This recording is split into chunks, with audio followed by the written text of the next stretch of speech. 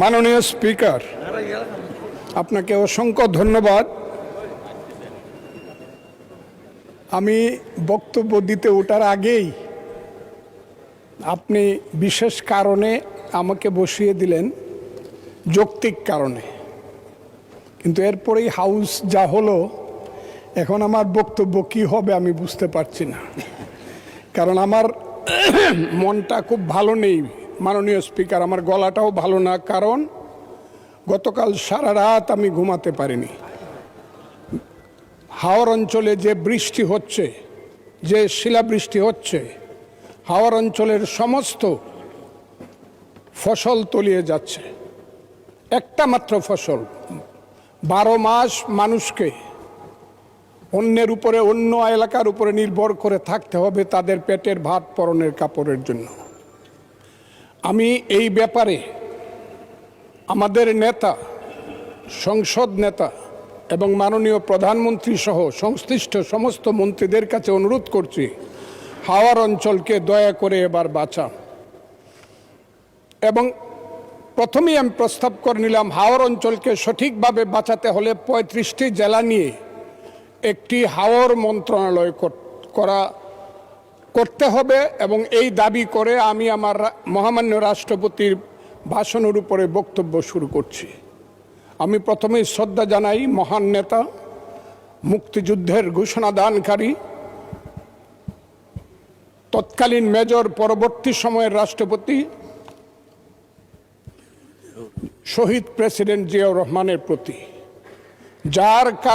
আমি শ্রদ্ধা জানাই মহান নেত্রী, দেশনেত্রী বেগম খালেদা জিয়ার প্রতি, যার আহ্বানে এবং যার কারণে আমি আজকে বিএনপি করি। তিনি আজকে নাই, আমি তার আত্মার মাগফিরাত কামনা করি। আমি বক্তব্যের আগেই আমাদের নেতা প্রধানমন্ত্রী জনাব তারেক রহমান, তাকে উদ্দেশ্য করেই বলবো, মর্নিং শোজ দ্য ডে। সকালবেলায় দেখা যায় বিকালটা কেমন যাবে। আমাদের প্রধানমন্ত্রী এই দেশের জন্য, এই দেশের উন্নয়নের জন্য প্রথম থেকেই যে কর্মসূচি নিয়ে কাজ করছেন। কালকেও যশোর থেকে উলসি খাল খনন করে তিনি এসেছেন। আমার বিশ্বাস এই দেশের মানুষের দুর্ভাগ্য দূর করে বাংলার পূর্বাকাশে নতুন সূর্য উঠবে বলে আমি বিশ্বাস করি। মাননীয় স্পিকার, রাষ্ট্রপতি ভাষণের উপরে আমার মিক্সড ধারণা আছে। আমার প্রথমেই বলতে হবে, সেই সত্য যা রচিবে তুমি, যা ঘটে তা সত্য নয়, কবি তব মনভূমির রামের জন্মস্থান, অযোধ্যার চেয়েও সত্য যেন, বাল্মীকির কবিতা। কারণ হলো, মাননীয় রাষ্ট্রপতি যা যা বলেছেন, আমি প্রথমেই বলি 2, 3 এবং 4 নম্বর প্যারা।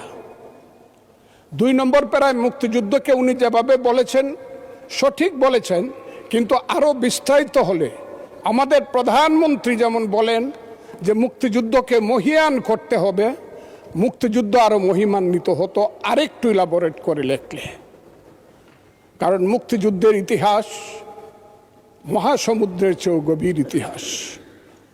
আমি আজকে আপনার কাছে বলবো 3, 4, 2 প্যারায় মুক্তিযোদ্ধাকে যেভাবে 5ই আগস্টের সঙ্গে যোদ্ধাদের সঙ্গে তুলনা করা হয়েছে, 5ই আগস্টের যোদ্ধাদেরকে আমি ছোট করে দেখি না।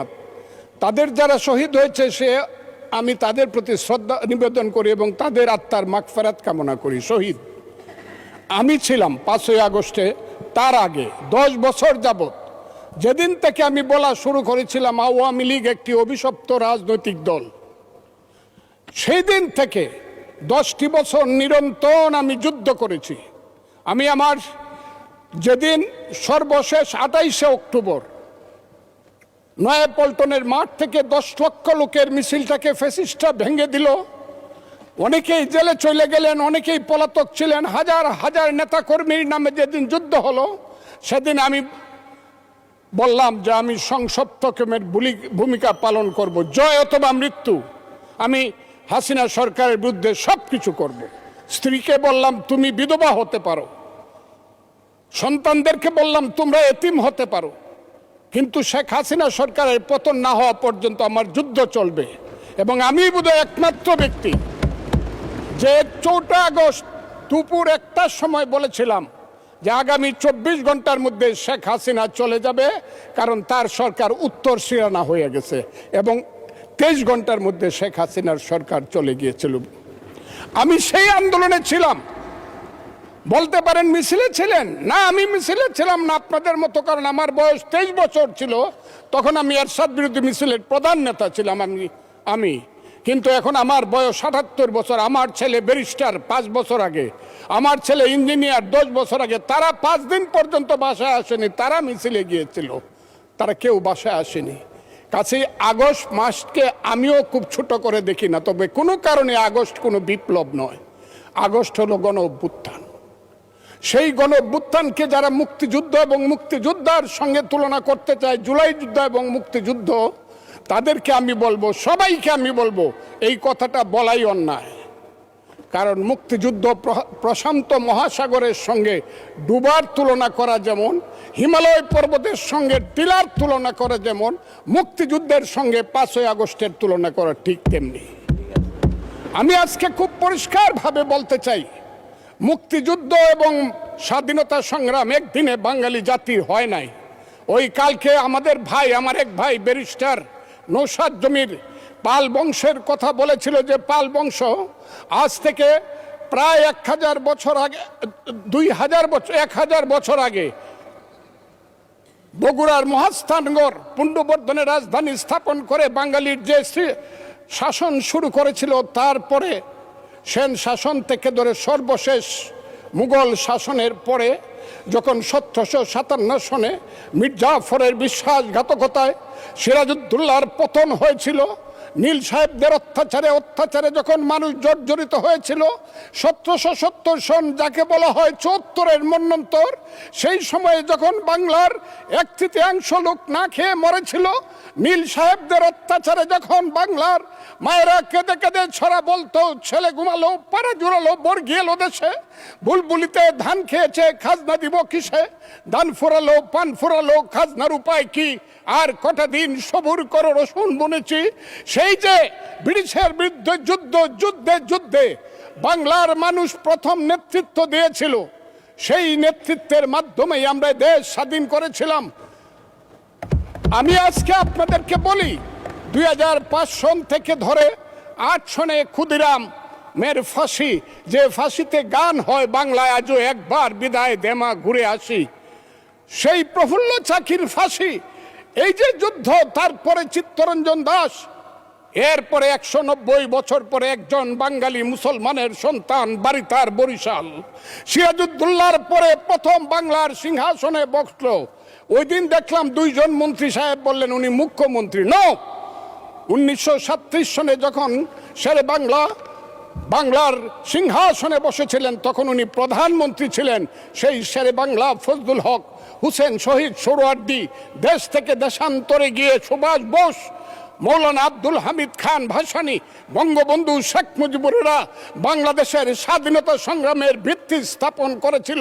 সেই ভিত্তির উপরে দাঁড়িয়েই 1971 সনে আমাদের নেতা সেই শহীদ জিয়াউর রহমান বলেছিলেন প্রথম নিজের নামে, I Shahid Zia, I major Zia do hereby declare the independence of Bangladesh, প্রথম নিজের নামে, পরে বঙ্গবন্ধুর নামে। আমি আজকে আপনাদের কাছে বলতে চাই, মুক্তিযুদ্ধ এত সহজ জিনিস না। আপনি যে এখানে বসে আছেন, আপনি যে সালুটি করে যুদ্ধ করেছিলেন 4 দিন, কত লোক মারা গিয়েছে, কত সন্তান শহীদ হয়েছে, একটা বন্দুকের আওয়াজ, একটা কামানের আওয়াজ সিলেটে হয়েছে, আর আমি ময়মনসিংহে বসে সেই আওয়াজটি শুনেছি। আখাউড়াতে সেই নদীতে যে যুদ্ধ হয়েছে, যে যুদ্ধে নেতৃত্ব দিয়েছে খালেদ মুশাররফ, হায়দারেরা, সেই শব্দ আমার বাড়ি থেকে 100 কিলোমিটার দূরে, সেই শব্দ আমি শুনেছি। ওই যে ধানোয়া কামালপুরে কর্নেল তাহেররা যুদ্ধ করেছে, সেই যুদ্ধের সংবাদ শব্দ আমি কিশোরগঞ্জ থেকে শুনেছি। 11টা সেক্টর ছিল, 1 নম্বর সেক্টর কমান্ডার জিয়াউর রহমান, 2 নম্বর খালেদ মুশাররফ। জিয়াউর রহমান যখন ব্রিগেড কমান্ডার হলেন, তখন কমান্ডার হলেন সেইখানে। ওই ফেনীর যুদ্ধ, জাফর ইমামদের আজকে যাই করুক তারা, বিলুনিয়ার যুদ্ধ তো আমরা বলবো না, 2 নম্বর sector commander Khaled Mosharraf Haider, 3 number sector commander Shafiullah, 4 number CR Dutta, 5 number Mir Shaukat Ali, 6 number M K Bashar, 7 number Kazi Nuruzzaman, 8 number M A Manjur, 9 number M A Jalil এবং সর্বশেষ 11 নম্বর হইল কর্নেল তাহের, যার পা চলে গিয়েছিল।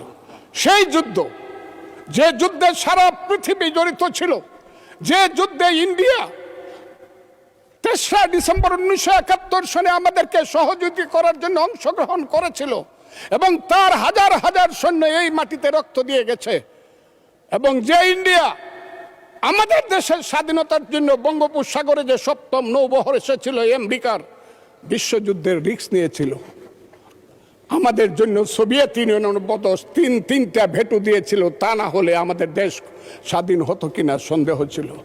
সেই মুক্তিযুদ্ধের সঙ্গে যখন 1 মাসের গণ আন্দোলনকে তুলনা করা হয়, তখন মুক্তিযুদ্ধকে ছোট করা হয়।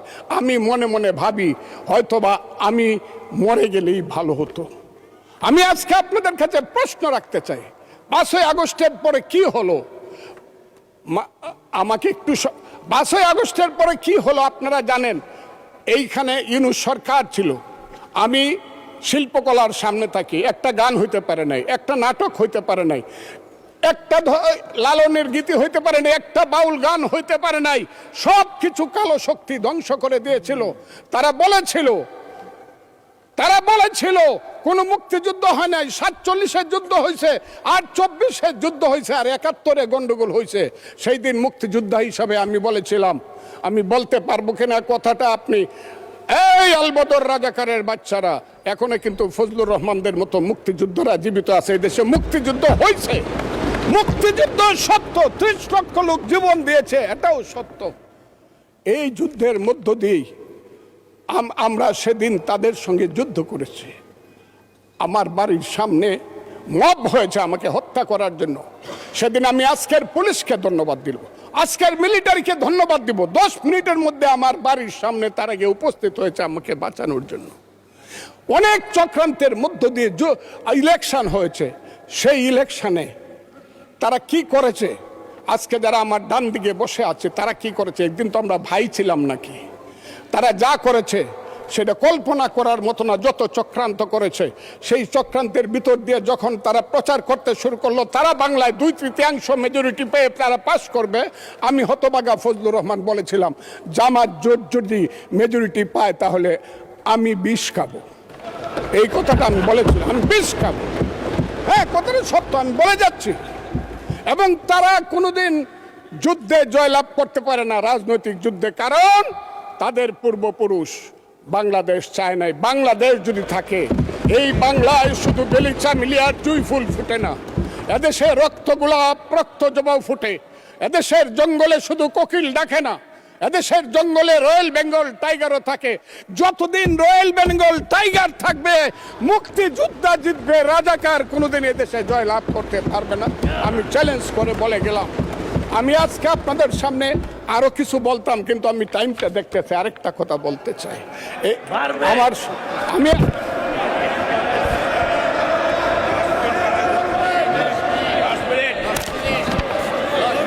আমাকে 5 মিনিট সময় দেন, আমি শেষ করে ফেলবো। আমি আজকে আপনার সামনে শুধু বলতে এসেছি, মাননীয় সদস্য, আরো 3 মিনিট দেওয়া হলো আপনাকে। আমি বলতে এসেছি, হ্যাঁ, আমার বক্তব্যের পরে বলবে আমরা কি মুক্তিযুদ্ধ করি নাই। যেমন বিরোধী দলের নেতা বলেন, ওনাকে আমি অসম্মান করি না, সব সময় মাননীয় বলে কথা বলি, কিন্তু ওনার দলের লোকজন এখানে বসে আছে, তারা আমাকে ফজা পাগলা বলে কথা বলে। উনি একদিন এটা বলেন তারা নাকি সভ্য, তারা নাকি ইসলাম।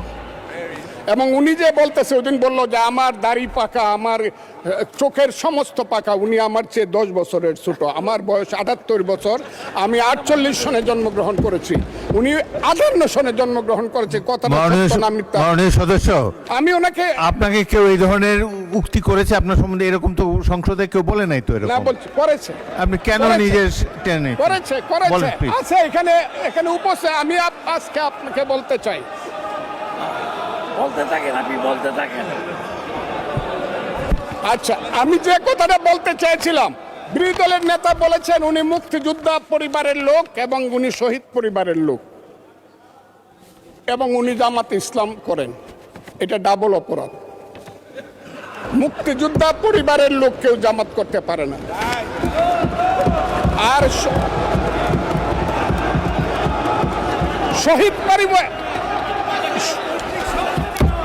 শহীদ পরিবারের লোক হ্যাঁ বলতে থাকেন। শহীদ পরিবার মাননীয় সদস্যবৃন্দ ওনাকে বলতে দেন।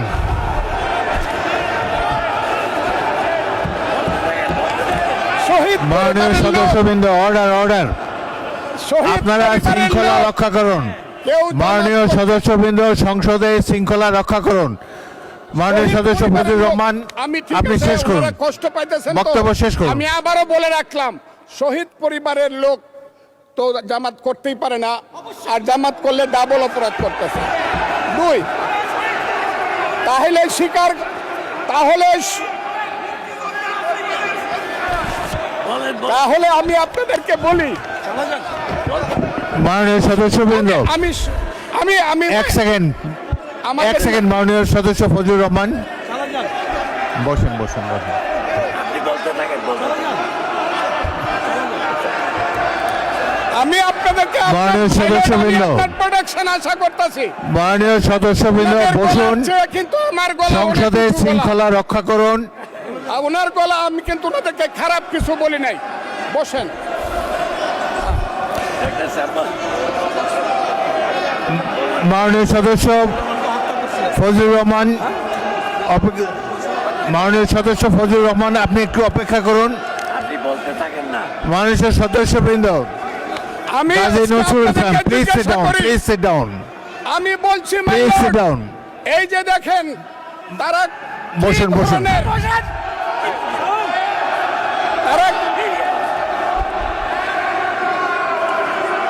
তারা কি ধরনের আচরণ করছে। আচ্ছা, আজকে তাদেরকে জিজ্ঞাসা মাননীয় করি, সদস্যবৃন্দ তাদেরকে আমি মাননীয় তাদের সদস্যবৃন্দ কাছে একটু চাই, মনোযোগ তাদের দিয়ে আমার পূর্বপুরুষ- কথাটি শোনার চেষ্টা করুন।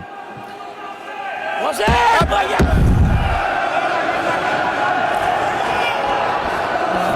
মাননীয় সদস্যবৃন্দ গাজী নজরুল ইসলাম বসুন, আমি আজকে এই বসুন বসুন। এই কথাটা স্পিকারের বলতে কথা বাধ্য শোনার হচ্ছি। চেষ্টা করুন। এই কথা মাননীয় সদস্যবৃন্দ একটা কথা আপনারা মনোযোগ দিয়ে শুনেন। সংসদে প্রত্যেক সদস্যের ফজলুর রহমান একটু ওয়েট করেন, একটু ওয়েট করেন। মাননীয় সদস্য ফজলুর রহমান ওয়েট করেন। Hold on for a second. একটু অপেক্ষা করুন। আমাদের নেতা জিয়াউর রহমানকে পাইলো এরা হত্যা করতো 16ই ডিসেম্বরের আগে। মাননীয় সদস্য ফজলুর রহমান অপেক্ষা করুন। আমার শেষ, আমাকে Hold on for 2 minutes. দেখেন ডিস্টার্ব, আমি আর তাদেরকে বল মাননীয় সদস্যবৃন্দ এটি বাংলাদেশের জাতীয় সংসদ। এখানে প্রত্যেকেই নির্বাচিত হয়ে এসেছেন। প্রত্যেকেরই এখানে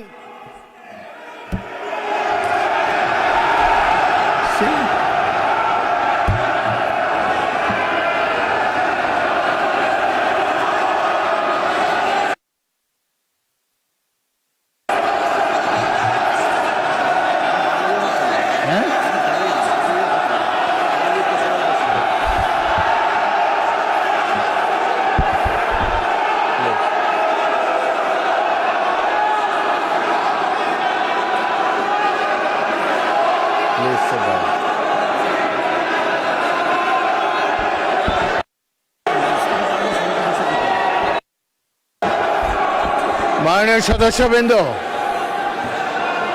দয়া করে বসুন।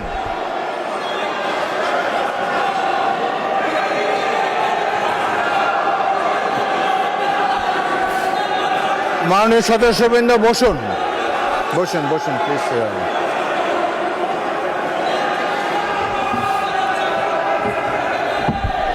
বসুন মাননীয় সদস্যবৃন্দ বসুন, বসুন বসুন বসুন।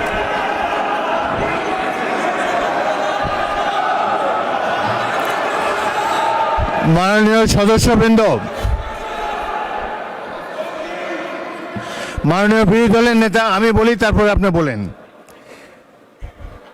মাননীয় সদস্যবৃন্দ এটি আপনারা সবাই মাননীয় সদস্য ফজলুর রহমান, আপনি বসুন, আপনি বসুন, আপনার সুযোগ দেওয়া হবে বক্তব্য শেষ করার জন্যে। মাননীয় সংসদ সদস্যবৃন্দ, সারা জাতি দেখছে, লাইভ টেলিকাস্ট হচ্ছে, সবাই আপনারা নির্বাচিত সদস্য, এখানে সবাই জনগণের ভোটে নির্বাচিত সদস্য। আমি প্রতিদিনই বলি যে রুলস অফ প্রসিডিওর বইটা একটু পড়েন। যদি এই সংসদ যদি বিধি মোতাবেক পরিচালিত না হয়, এটি আর জাতীয় সংসদ থাকবে না। অতীতে জাতীয় সংসদ সম্পর্কে অনেক তিক্ত অভিজ্ঞতা আছে। প্রথমে নজমুল হুদা তৎকালীন মাননীয় সদস্য একটা বক্তব্য করলেন, সদস্যরা ওয়াকআউট করে চলে গেলেন, আমরা ভাবলাম যে আধা ঘন্টা পরে ফিরে আসবে। ওই বয়কট 2 বছর চলেছে। সুতরাং সামান্য কারণে উত্তেজনা সৃষ্টি করা ঠিক নয়। প্রত্যেকেরই বাক স্বাধীনতা আছে। প্রত্যেক সদস্য এখন ইভেন 370 বিধিতে দলীয় হুইপ নেগলেক্ট করে, উপেক্ষা করেও ব্যক্তিগত মতামত এখন সবাই দিতে পারেন। এখানে প্রত্যেকেরই বাক স্বাধীনতা আছে। যদি কোনো সদস্য, সরকার দলের সদস্য আর বিরোধী দলের সদস্যের মত এক হবে, এমন তো হতে পারে না। এই জন্যই একটি সরকারি দল, একটি বিরোধী দল এখানে আছে, জনগণই এভাবে নির্ধারিত করে দিয়েছে। যদি সরকারি দলের কোনো সদস্য তার বক্তব্যে আপনাদের আপত্তি থাকে, আপনারা এরপরে তো plenty of time is there, আপনারা তার বিরুদ্ধে তিনি যা বলেছেন সেই যুক্তি খণ্ডন করুন। তিনি ভুল বললে তাকে পাল্টা অভিযোগ করেন তার বিরুদ্ধে। কথা বলার সময় তো সুযোগ আছে, কিন্তু এই যে শিশুরাও লজ্জা পাবে এই ধরনের, যদি বয়স্ক শ্বশ্রুমণ্ডিত ব্যক্তি, বয়স্ক যারা অলরেডি দাদা হয়ে গিয়েছেন, তাদের নাতিরাও হয়তো এখানে গ্যালারিতে বসে দেখছে, তারা কি ভাববে এটা সম্পর্কে। আরেকটি জিনিস হলো, সংসদে স্পিকার যখন দাঁড়ায় তখন এটি অবশ্য কর্তব্য সবাই এখানে বসে পড়বেন। যদি আমাকে তো আপনারাই তো আমাকে স্পিকার বানিয়েছেন, আমি এই সংসদের কাস্টোডিয়ান, অভিভাবক। যদি চেয়ারের প্রতি এই সম্মান আপনাদের না থাকে, তাহলে জাতীয় সংসদের প্রতি মানুষের কোনো রেসপেক্ট থাকবে না আগামী দিনে। আপনারা বলতে পারেন freedom of speech is there, Fazlur Rahman সাহেব যা বলেছেন এরপরেই আপনাদের একজনকে টাইম দেব, প্রয়োজন হলে টাইম বাড়িয়ে দেব, তার যুক্তি খণ্ডন করুন। তিনি যদি অসংসদীয় কোনো কথা বলে থাকেন, সেটা আমরা পরীক্ষা করে স্পঞ্জ করে দেব, কিন্তু বক্তব্যের সময় তাকে ডিস্টার্ব করবে না। জনাব সদস্য ফজলুর রহমান, আপনি 3 মিনিটে আপনার বক্তব্য শেষ করেন, তারপর আমি বিরোধী দলের নেতার বক্তব্য শুনবো। আপনি শেষ করেন। 3 মিনিটস ফর ইউ। মিলর্ড, 1971 সনের 14ই ডিসেম্বরকে পালন করা হয় শহীদ বুদ্ধিজীবী দিবস। সেই মুনির চৌধুরী, আব্দুল আলিম চৌধুরী, শহীদুল্লাহ কায়সার থেকে ধরে শত শত বুদ্ধিজীবীকে যারা হত্যা করেছিল, তাদেরকে বলা হয় আলবদর। এবং সেই আলবদর বাহিনী কার ছিল আপনারা জানেন। আমি খুব দুর্ভাগ্য, প্রথম দিন কিন্তু মাননীয় স্পিকার আপনি জানেন এইখানে কোনো বাতি ছিল না, আমি কিছু শুনতে পারি নাই। এই হাউজে প্রস্তাব হয়েছে তাদের ব্যাপারও শোক প্রস্তাব হয়েছে। আমি একা হইলেও এটা প্রতিবাদ করতাম, কিন্তু যেহেতু আমার দল এটা করছে আমি চুপ করেছিলাম। আমি কথাটা খুব ক্লিয়ার।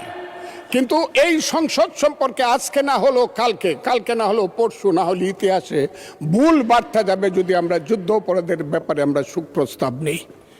আমার আরেকটা কথা মিলন, পুলিশের ব্যাপারে যে ইনডেমনিটি দেওয়া হয়েছে, সেই পুলিশ 5ই আগস্ট পর্যন্ত একরকম, কিন্তু 5ই আগস্টের পরে, যেমন আমি মুক্তিযোদ্ধা কমান্ডার ছিলাম, আপনি বীর বিক্রম ছিলেন, 16ই ডিসেম্বরের পরে শত শত রাজাকার আমার কাছে আত্মসমর্পণ করছে।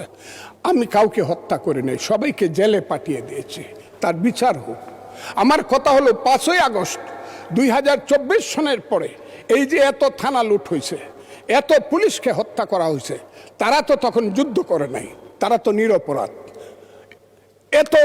এত অস্ত্র গেল কোথায়? স্বরাষ্ট্রমন্ত্রী নিশ্চয়ই আমার নেতা, উনিও শুনছেন আমি কথাগুলো বলছি। 5ই আগস্টের পরে যে ঘটনাগুলো হয়েছে সেগুলো তো কোনো আইনে ইনডেমনিটি পাওয়ার কথা না। যদি 5ই আগস্টের পরে কোনো পুলিশ হত্যা হয়ে থাকে, থানা লুট হয়ে থাকে, অস্ত্র নিয়ে থাকে, সেটার জন্য তদন্ত হওয়া উচিত, দোষীদের বিচার হওয়া উচিত। আর 5ই আগস্টের আগে পুলিশ যা করেছে, তারা রাষ্ট্রীয় বাহিনী, তারা যদি অন্যায় করে থাকে, মরে গেছে, বিচার হোক। কিন্তু আমি মনে করি তারাও এই দেশের নাগরিক। পুলিশেরও মা বাবা আছে, তাদেরও সন্তান আছে, তাদের সন্তানও এতিম হয়েছে। রাষ্ট্র তাদের কাছে গিয়ে বলা উচিত, তোমার সন্তান যেভাবেই নিহত হয়ে থাক, আমরা তোমাদেরকে দেখব। আমার পুলিশের এই আইনটার ব্যাপারে হলো আমার এই কথা। আমি আজকে এই হাউজে দাঁড়িয়ে সর্বশেষ কথাটি বলবো। সর্বশেষ কথাটি হলো, আমার মাননীয় প্রধানমন্ত্রী, আমি যাকে ভীষণ শ্রদ্ধা করি, দেশকে উনি চালাতে পারবে না আমি জানি। দিনের পর দিন, মাসের পর মাস, যতই বাহিরে বাহিরে চক্রান্ত হোক, ভিতরে কিন্তু যতই ভালো মানুষও দেখাক, যতই এখানে বিএনপির বিরুদ্ধে দাঁড়াবার চেষ্টা করুক, এটা হবে না। কিন্তু আমার নেতা, সংসদ নেতা কিন্তু অনেক মহান কাজ করেছে। 78 জনকে 222 জনের সমান সমান ভাগ দেয়া কমিটি করেছে। আমি আমার নেতাকে বলবো, শেষ করেন মাননীয় সদস্য, শেষ করেন। তার মা কিন্তু একসাথে দুধ খাইছে, কিন্তু সিরাজউদ্দৌলা আর মোহাম্মদী বেগ কিন্তু এক না। মোহাম্মদী বেগ কিন্তু সিরাজউদ্দৌলাকে হত্যা করেছিল। এই কথাটি বলেই আপনাকে ধন্যবাদ জানিয়ে আমার বক্তব্য শেষ।